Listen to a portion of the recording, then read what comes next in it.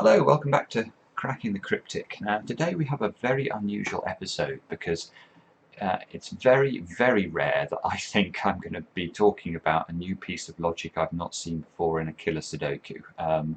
Over the years I must have done thousands and thousands of killer Sudoku of very hard difficulty levels, and Raf Koremans wrote to us a few days ago on an email, which is crackingthecryptic@gmail.com, and said he'd been looking at this puzzle and had really struggled with it until he had spotted something really rather beautiful.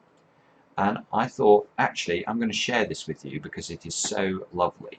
So do have a go at the puzzle first. You can see there it's on dailykillersudoku.com. There's the puzzle number. I'll put a link under the video. And see how you get on with it. But we're going to talk about just one very specific part of the puzzle.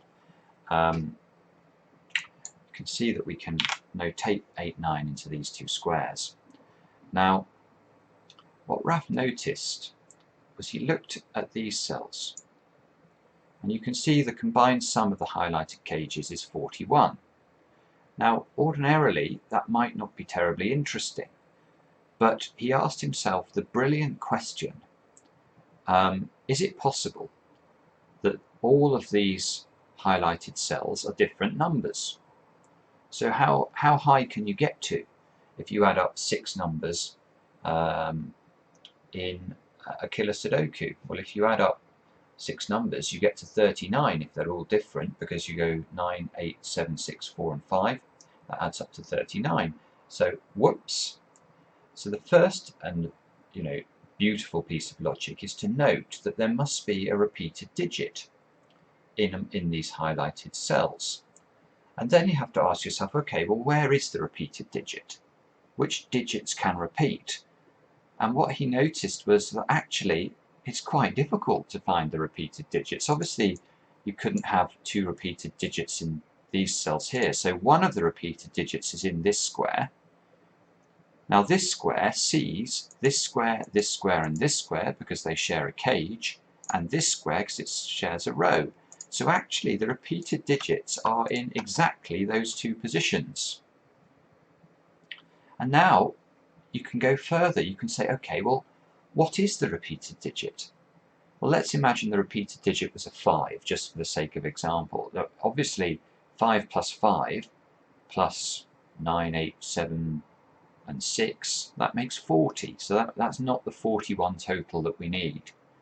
Now 6s, 7s, 8s and 9s all work in the sense that they could get you to a high enough number.